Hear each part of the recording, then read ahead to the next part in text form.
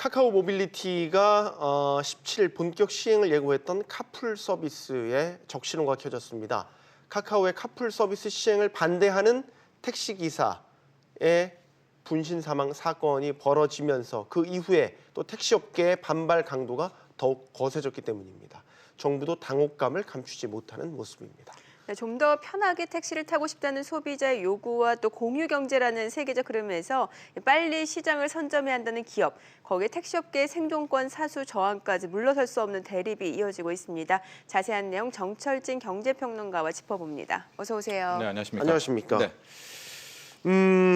일단 택시기사분의 죽음에 대해서 언급을 하지 않을 수 없습니다. 네. 예, 좀 정리를 해볼까요? 그렇습니다. 이 택시 기사 이제 최모 씨고요. 이제 법인 택시 기사로 좀 알려져 있었는데 네. 뭐 너무 안타까운 이제 선택을 했습니다. 당시였었죠. 이제 오후 2시께 이제 국회 앞에서 아마 차를 몰고 갔었던 모양이에요. 네. 근데 바로 차를 몰고 갔을 때 모습에서 경찰들은 뭔가 이상하다는 걸 느끼고 이제 바로 따라갔었는데 달리는 와중에 이제 거의 불을 붙이고 한 20분, 30분 정도밖에 아니었었는데 불을 끄고 이미 화재를 진압했는데 이미 이제 죽은 그런 상태였었고요. 유서를 남긴 부분이 있습니다. 네네. 여당 당대표하고 한 언론인에게 남겼는데 그 유서 내용이 지금 이제 조금씩 공개가 되고 있는데요. 하나하나 굉장히 조목조목 이번에 이제 실시가 된다는 카카오 카풀 그 내용들을 다 담고 있었습니다. 네. 첫째, 둘째 뭐 이런데요. 일단 그 카풀의 취지를 호도하고 있다는 내용이 있었고 또 하나 이 세금 부분에 있어서 왜 이윤 추구를 하느냐라는 것들에 대해서 하고 여기에 대해서 왜 정부의 입장은 없는가라는 내용.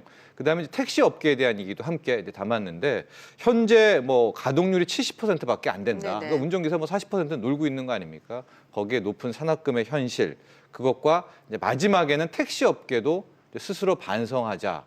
그리고 이제 이야기를 했죠. 자신은 이 카풀에 반대하면서 이제 목숨을 끊는다. 그리고 자신의 시신을 이제 카카오 본사에 뭐 안치해 달라라는 것과 함께 실제로 주위 동료 기사들도 이야기는 많이 했지만 정말 저렇게 이제 참 안타까운 결말을 맺을 줄 몰랐다. 이런 네. 전언들을 하고 있습니다. 예. 네. 뭐 지금 택시업계는 이제 20일 10만 명 집회를 계획하고 있다고 밝혔는데 이번 분신 사망을 계기로 갈등이 더 악화되는 양상인 것 같아요. 그렇습니다. 이제 전국적으로 한 4개 단체가 지금 모여 있거든요. 근데 다 동시에 아마도 얘기하신 것처럼 이제 전국 집회를 갖게 될 그럴 모양인데요. 이제 네. 가장 먼저 행동으로 옮기는 것이 현재 카카오 같은 경우에는 이제 카카오 택시를 같이 쓰고 있지 않습니까? 네. 거기에 대한 거부 운동과 함께 이번에 이제 카풀을 통해서 정부의 특히 국회에 어떤 입장이냐는 본격적으로 이야기를 할 것이고 아마도 현재 택시 기사분들이 처해 있는 열악한 현실에 대해서도 국민께 알리는 이제 그런 계획을 갖고 있다라는 건데 이게 좀 걱정이 되는 게 지금 저기 자막에도 나오고 있지만 국회를 포위하는 이제 택시로 그런 집회를 계획을 하고 있어서 자칫 조금은 이게 또 극단으로 치닫을까 봐 저 안전에 대한 우려는 분명히 당국에서 갖고 있어야 될 것 같습니다. 네. 카카오 입장을 좀 알아보죠. 예. 뭐 사건이 발생했기 때문에 정상적으로 지금 상황에서 서비스를 출시하기는 어려울 것 같아요. 그렇습니다. 제가 이제 어제 저녁까지도 좀 취재를 했는데 아직 공식적인 입장은 아니에요. 네. 카카오 카풀이 시범 서비스는 하고 있고요. 네. 시범 서비스를 통해서 아마 뭐 댓글이라든가 후기들도 오고 있고 17일 날 공식 서비스를 한다라고 하는데 이제 몇몇 취재 기자들이 인터뷰를 하는 결과에서는 이런 상황에서 어떻게 공식 서비스를 하겠습니까? 라는 얘기는 하지만 서비스를 안 하겠다라든가 17일 날 잡혔던 뭐 공식 시행일을 연기하겠다라든가에 대한 공식 입장은 안 나왔는데 제가 봤을 때 아마 오늘 중으로 카카오 모빌리티 측에서 뭐 연기라든가 뭐 당분간 보류라든가 이런 공식 입장을 나올 것 같습니다. 깊은 네. 고민에 빠져 있지 않을까 싶습니다. 네. 자, 그럼 여기서 지속적으로 카카오의 카풀 서비스 도입에 반대 목소리를 내고 문제점을 지적했던 민주평화당 김경진 의원 연결해서 좀 더 이야기를 들어보도록 하겠습니다. 의원님 안녕하세요. 네, 안녕하십니까. 김경재입니다. 네. 자, 의원께서는 여러 이제 인터뷰에서 카풀 서비스를 얘기하면서 공유 경제의 탈을 쓴 약탈 경제다 이런 표현을 썼더라고요. 일단 근거들을 좀 먼저 설명해 주시겠습니까? 그러니까 이 카카오 카풀 중개라고 하는 것이 말은 카풀을 중개한다고 하지만 실질적으로 자가 운전자들이 본인 스스로 마음만 먹으면 누구든지 택시 운전을 영업으로 할 수 있는 길을 이제 뚫어버리는 겁니다. 네. 근데 그런 상황에서 이제 그 중개 역할을 하는 카카오가 수수료로 지금 중개 수수료를 20%를 받겠다고 했거든요. 예. 결국 이렇게 되면 택시보다는 조금 더 뭐랄까 이 세금 납부라는 이런 면에서 유리한 점을 가지고 있는 이 자가용 택시 이제 운전자들의 어떤 이 가격의 이점을 활용해서 네. 결국은 전국에 있는 모든 택시 회사들이 사실상 도산하고 이 카카오 카풀로 택시가 일원화되게 될 겁니다. 그 상황이 되면 카카오가 전국에 있는 모든 택시 회사를 운영하면서 그냥 그 자리에 앉아서 편안하게 20% 수수료를 그냥 약탈하는 이런 상황들에 도달할 수밖에 없는 결론이어서 결국은 이게 약탈 경제다 이렇게 보고 있고요. 그러니까 기억해 보시면 과거에는 이제 각 지역별로 서울만 해도 수십 군데 이 대리운전 콜을 받는 데가 있었습니다. 근데 카카오 대리가 들어오면서 지역에 있는 소규모 이 대리운전 콜센터 회사들이 다 없어지고 카카오 대리로 통합이 됐거든요. 네. 그러면서 이 대리 수수료를 받아 챙기는 그런 역할만 한 것처럼 이것도 지금 카카오 카풀 중개도 똑같은 구조로 들어가려는 겁니다. 근데 카카오 측에서도 이제 지금 말씀해 주셨던 그 부분에 대해서 좀 대안을 내놓고 있는 것 같은 게 일단 카풀 네. 서비스 요금 책정에 대해서 이제 카카오 측에서는 기본료가 2km당 3,000원 그리고 이동 시간과 거리에 대해서 그에 따라 요금이 책정된다 이렇게 말을 했거든요. 이 부분은 어떻게 보십니까? 기본적으로 이게 지금 이 여객자동차 운수사업법에 의하면 자가용은 돈을 받고 운송을 할 수 없습니다. 그래서 그런 식으로 체계적으로 이게 어떤 비용을 받고 운송을 하는 것 자체가 지금 불법인 거고요. 그래서 할 수 없는 것을 마치 지금 택시처럼 거리, 시간, 경산으로 택시보다 또 조금 싸게 하겠다고 하는 이 발상 자체가 지금 이 운송사업법을 위반하고 있다고 스스로 지금 자백을 하고 있는 겁니다. 게다가 이게 지금 돈이 조금 쌀 수 있는 게 택시 회사라든지 아니면 택시 운전자 같은 경우에는 국가에서 여러 가지 공적으로 세금을 거둘 수 있습니다. 근데 카카오 카풀 같은 경우는 카카오 회사에서 받는 중개 수수료 20%에 대해서는 카카오가 세금을 납부하겠지만 네. 각각 개별적으로 운전하는 운전자들에 대해서는 국가가 세원을 파악하고 세금을 징수하기가 쉽지가 않습니다.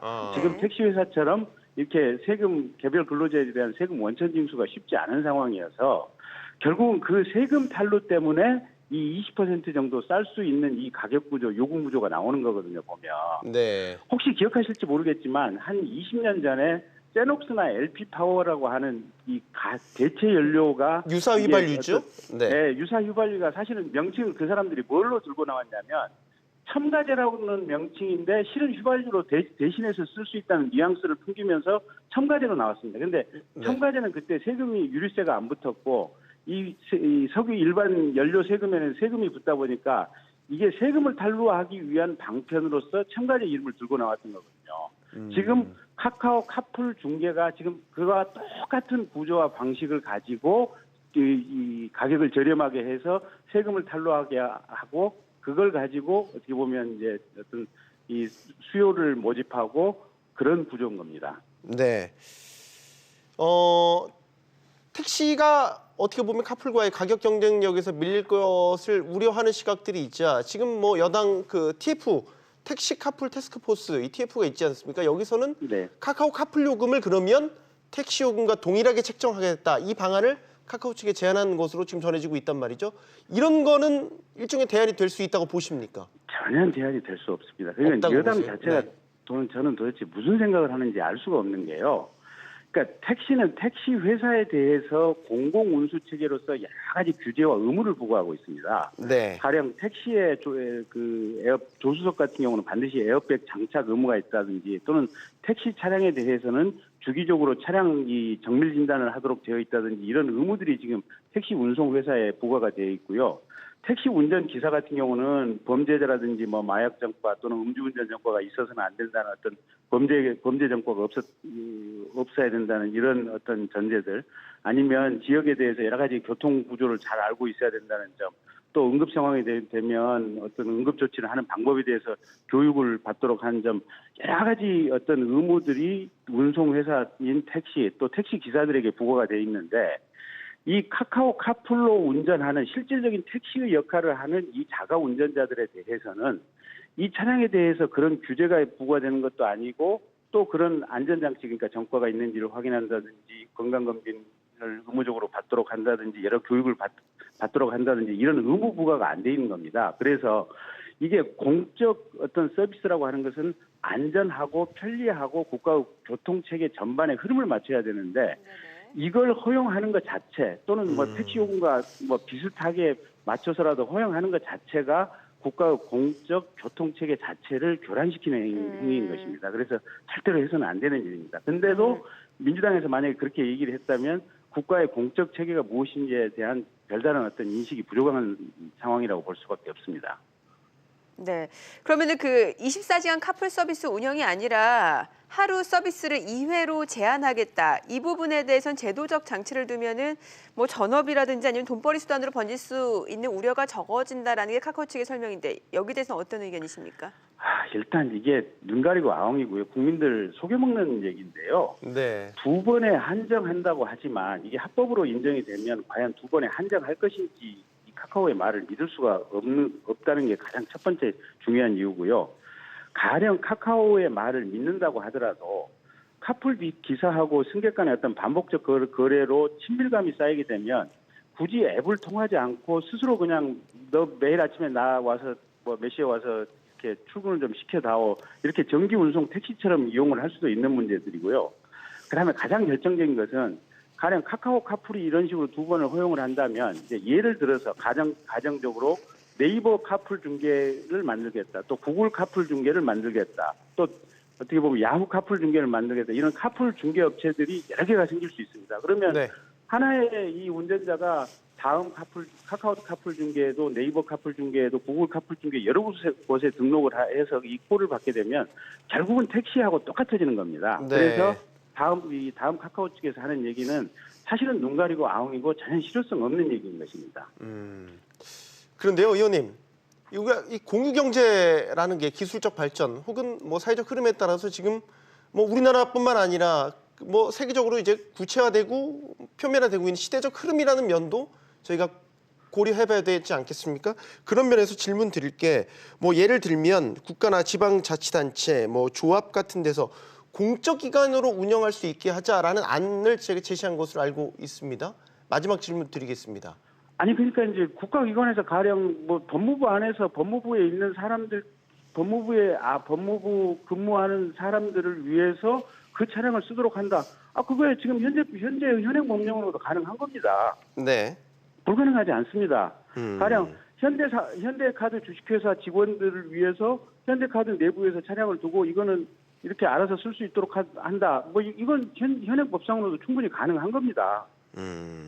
그래서 이 사람들이 지금 카카오 카풀이 공유 경제라고 주장을 하는 것은 현재의 자가용 어떤 운전을 사실상 택시 영업을 가능하도록 하기 위해서 그 용어를 자신들에게 좋은 단어를 가져다가 그냥 이렇게 잘못 사용하는 국민을 호도하는 그런 단어에 불과한 것이지 네. 실은 이 택시 운전이라고 하는 택시 운송이라고 하는 공적 교통 체계를 마비시켜 버리고 결국은 이제 이 카풀로 들어오는 사실상 자가용을 가지고 택시 영업을 하는 사람들로부터 주머니에서 20%씩 빼내가기 위한 이 약탈 경제가 본질이지 공유 경제라고 하는 것은 자신들에게 그냥 유리하게 일종의 그냥 이 허위의 포장지 화장하는 어떤 단어에 불과한 이런 상황입니다. 알겠습니다. 의원님 말씀 여기까지 듣겠습니다. 잘 들었습니다. 네, 고맙습니다. 네, 민주평화당 김경진 의원이었습니다. 네.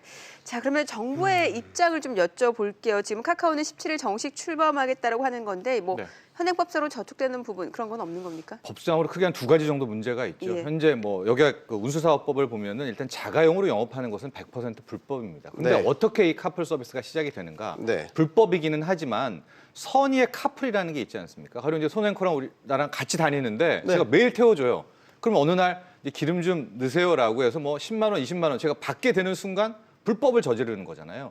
그래서 그 법의 취지상 출퇴근 시간에 카풀은 허용한다라는 것이고 바로 이 부분을 이제 카카오 카풀이 치고 들어온 그런 대목이거든요. 그래서 일단은 입법 중에서 그걸 어떻게 해석할까? 출퇴근 시간이라든가 이 입법 미비를 과연 사업으로 뭐 승화할 수 있을까 없을까를 국회나 정부가 한번 논의를 해야 되는 이 법상 문제가 있고 두 번째가 세금입니다.